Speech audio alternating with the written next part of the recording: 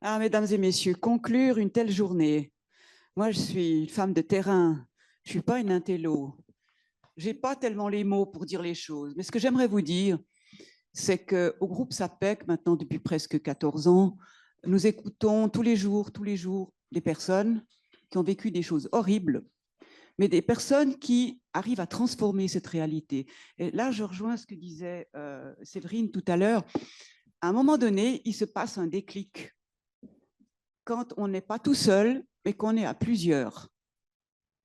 Et qu'on trouve dans un esprit de solidarité avec d'autres quelque chose qui, tout à coup, se transforme en force. Et je ne suis pas sûre que l'Église réalise pleinement ce que nous, les victimes, à un moment donné, nous pouvons apporter. Nous pouvons apporter non seulement un témoignage de ce que nous avons vécu, mais nous pouvons apporter une énergie pour que les choses changent. Vous parliez de la parole. Toute prise de parole d'une personne victime est une parole qui vaut de l'or. Je ne suis pas sûre que le magistère de l'Église a compris ça. Ça vaut de l'or parce que ça vient vraiment du cœur, mais vraiment du cœur, pas seulement de là. Et je me souviendrai toujours quand Charles Borrero est devenu évêque et qu'on l'a rencontré, on a rencontré un homme de cœur. On a rencontré quelqu'un qui a cru en nous. Et ça, je peux vous dire que c'est un des plus beaux cadeaux que nous, au SAPEC, on a reçu. Quelqu'un a dit aussi qu'il fallait faire quelque chose de cette souffrance. Ben oui, il faut en faire quelque chose. Il faut qu'ensemble, on en fasse quelque chose. Une journée comme celle-ci, où on évoque ensemble ce que représente l'emprise, c'est un geste qui va dans ce sens-là. Parce qu'on a partagé quelque chose ici qui est très important et qui n'est pas seulement dans notre tête. Tout à l'heure, j'ai entendu quelque chose qui m'a touché beaucoup, c'est qu'il faut sortir du mensonge.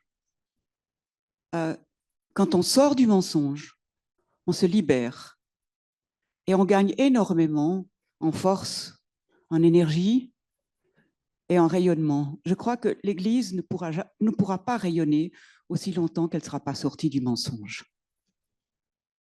C'est quelque chose qui me paraît évident parce que avoir une double vie, enfin, je vois bien les gens qui ont une double vie, c'est pas drôle, ça marche pas. Mais l'Église aussi, elle a une double vie. Elle dit quelque chose et elle fait le contraire. Et il faut absolument sortir du mensonge et le faire concrètement. La parole manipulée, cette parole qui nous manipule et qui nous a manipulés pendant des années, c'est quelque chose de terrible. Et là, il faut sortir de là aussi parce que ça fait partie du mensonge. Donc, je crois vraiment que cette emprise qui est dans l'Église et qui fait partie de son ADN, c'est quelque chose dont ensemble on doit guérir. Je ne sais pas trop comment continuer, mais j'aimerais enfin vous dire merci parce que j'ai senti beaucoup de choses aujourd'hui. J'ai senti une grande bonne volonté. Et la bonne volonté, c'est un cadeau. Merci à tous et à toutes. Enfin, j'aimerais remercier quelqu'un en particulier qui a fait un énorme travail, un travail de l'ombre. C'est Mélanie. Mélanie,